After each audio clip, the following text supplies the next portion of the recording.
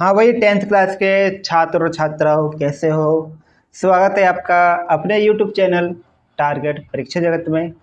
आज हम आपको कराएंगे 10th क्लास का साइंस और उसका चैप्टर चल रहा है विद्युत यानी इलेक्ट्रिसिटी। और उसका जो टॉपिक है आज का, उस टॉपिक का नाम है विद्युत धारा का तापीय प्रभाव। आप जानते हैं कि तापीय प्रभाव क्या होता है। जब कोई भी चीज़, कोई भी डिवाइस जब गर्म होने लगती है तो उसी को कहते हैं तापीय प्रभाव। यानी उस पर जो असर होता है गर्मी का, हीट होने का, उसी को हम तापीय प्रभाव कहते हैं। पहले इसकी परिभाषा जानते हैं, फिर और विस्तार से जानेंगे इसको बारीकी से। जब विद्युत ऊर्जा, विद्युत धारा कह सकते हैं जिसको हम प्रतिरोध में प्रवाहित होती है, तो प्रतिरोध के कारण उसका क्षय होने लगता है, जिससे ताप ऊर्जा उत्पन्न होती है। इसी घटना को विद्युत का तापीय प्रभाव कहते हैं। इसका मतलब ये हुआ, जब जैसे मान लीजिए पंखा है आपके घर का, आप अपने पंखे में जैसे करंट लगाते हैं, विद्युत धारा प्रवाहित करते हैं, तो उसके अंदर विद्युत धारा चलने शुरू हो जाती है। और विद्युत धारा की वजह से वो पंखे के जो पर होते हैं जिससे हवा आती है वो घूमने लगते हैं, और बाकी जो विद्युत धारा की से उत्पन्न हुई है ऊर्जा, उसकी वजह से मोटर गर्म होने लग जाती है। वो मोटर गर्म कौन करने वाला, वो करने वाला होता है प्रतिरोध। ये प्रतिरोध ही क्या करता है कि गर्म कर देता है, ये करंट को आगे जाने को नहीं देता है, जिसके कारण मोटर गर्म हो जाती है। तो वहां पर क्या विद्युत धारा खर्च होने लग गई कि भाई देखो पंखा चल रहा है, उसके पर घूमने शुरू हो गए हैं, मोटर गर्म हो गई, तो भाई कौन सी चीज खर्च हो रही है वहां पर खर्च होने लग गई हमारी विद्युत धारा। अब देखते हैं आगे। प्रतिरोध के कारण उसका क्षय होने लगता है, यानी कि प्रतिरोधी तो इसको गर्म कर रहा है मोटर को, तो उसके कारण जो क्षय मान बर्बाद, खर्च होने लगता है, जिससे ताप ऊर्जा उत्पन्न होती है। जब मोटर गर्म होगी तो उससे क्या होगी, हीट निकलने शुरू हो जाएगी, टेम्परेचर उसका बढ़ जाएगा, तापमान बढ़ जाएगा, तो वह ताप जो हो रहा है उसी को कहेंगे हम ताप ऊर्जा। वो भी एक तरह की ऊर्जा ही होती है, उत्पन्न होती है। इसी घटना को विद्युत का तापीय प्रभाव कहते हैं। ठीक है ना। आगे देखते हैं इसको। इसमें आगे है जूल का तापन नियम, यानी कि जो हमारी ऊर्जा होती है उसका मात्रक जूल होता है। अब उसका नियम क्या है, तापन का, टेम्परेचर का जो नियम है उसका क्या है। मान लो कि कोई प्रतिरोधक है, प्रतिरोधक जैसे जिसमें कि करंट चलेगा, जैसे हमने भी पंखे का उदाहरण लिया, वैसी प्रतिरोधक है जिसका प्रतिरोध कैपिटल आर है, में से विद्युत धारा कैपिटल आई प्रवाहित हो रही है, और इसके सिरे पर, सिरे जानते हैं, मैं यह बना के दिखाऊं। जैसे कि मान लीजिए कोई डिवाइस है, कोई बल्ब है, कोई बल्ब लगा हुआ है, तो इस बल्ब के दो तार हो गए, एक ये और एक ये। तो एक सिरा इसका ये हो गया, दूसरा सिरा ये हो गया, तो यहाँ पर जो तार लगेंगे उसको हम बोलेंगे विभवांतर। यानी कि ये तार तो है ही, लेकिन ये बैटरी तो जोड़ जाएगी, बैटरी जिससे चलेगी, करंट तो लगेगा, करंट यहाँ तो जुड़ेगा, यहाँ पर यहाँ पर, तो इसको बोलेंगे सिरे। और सिरे पे क्या जुड़ता है, विभवांतर। यहाँ विद्युत धारा कहाँ जुड़ेगी, सिरों पर, इसके विभवांतर जो जुड़ेगा सिरों पर। आगे देखते हैं, कैपिटल बी विभवांतर लगा हो तो हमारा फॉर्मूला जो बनकर तैयार होता है वो बनता है एच बराबर आई स्क्वायर आर टी। एच क्या है, एच हमारा क्या है, उष्मा है, उष्मा, जिसको हम क्या कहते हैं, हीट कहते हैं। एच बराबर आई स्क्वायर आर टी, इसे ही जूल का तापन नियम कहते हैं, इसी फॉर्मूले को हम कहते हैं।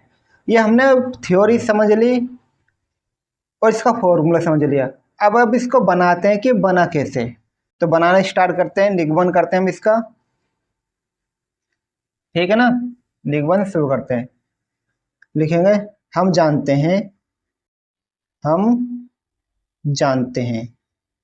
क्या जानते हैं भाई, बताना जरा। एक फॉर्मूला होता है जो विद्युत शक्ति होती है, P बराबर वी आई। ठीक है ना, ये एक हमारा फॉर्मूला था P बराबर BI। और एक फॉर्मूला और होता है हमारे पास, वो होता है फॉर्मूला P बराबर W/T। क्या होता है? P बराबर W/T। इसी को हम P बराबर H/T भी लिखते हैं, इसी फॉर्मूले को हम। ठीक है, ये हमारा फॉर्मूला होते हैं P बराबर BI, और एक फॉर्मूला था P बराबर W/T, या फिर इसी को लिख सकते हैं P बराबर H/T। तो भाई हम इसको लेकर चल रहे हैं, किसको लेकर चल रहे हैं? P बराबर BI को लेकर चल रहे हैं। इसको समीकरण 1 कर देते हैं। ये लिखेंगे समीकरण 1 से, समीकरण 1 से एक क्या? P बराबर BI। ठीक है, और तो P बराबर BI, दोनों तरफ T से गुणा करने पर, स्मॉल t से गुणा करने पर, दोनों तरफ को क्या करेंगे? T से गुणा कर देंगे। तो क्या बनेगा? PT बनेगा बराबर BI और T बनेगा।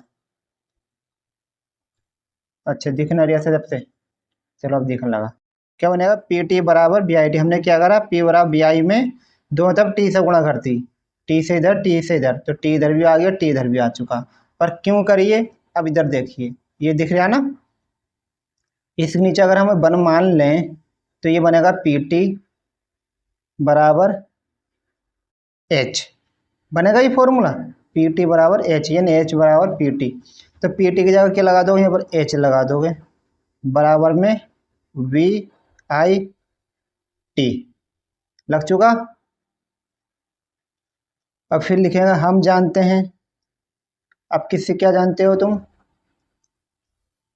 ओम का नियम जानते हो। ओम का नियम क्या? B बराबर RI जानते हो, B बराबर RI जानते हो। इस RI को क्या लगा दो? कहाँ लगा दो? किसी, इसको समीकरण 2 कर लेते हैं। तो लिखेंगे B बराबर RI समीकरण 2 में लगाने पर, समीकरण 2 में लगा देंगे। दो क्या अपने पास? H बराबर BIT,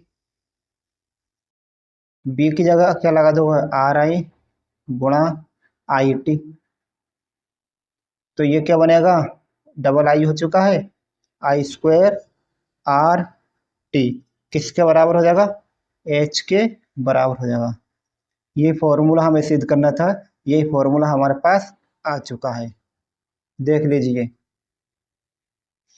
अगर आपने इसको नोट नहीं किया है तो आप इसका स्क्रीनशॉट ले लीजिए, मैं शुरू से दिखा देता हूँ पूरा। देखिए, स्क्रीनशॉट लीजिए इतना, और आगे बढ़ाता हूँ मैं, इतना स्क्रीनशॉट लीजिए। और अब इसका ले लीजिए, ये हो गया एंड, और डेरिवेशन हो गया हमारा कंप्लीट।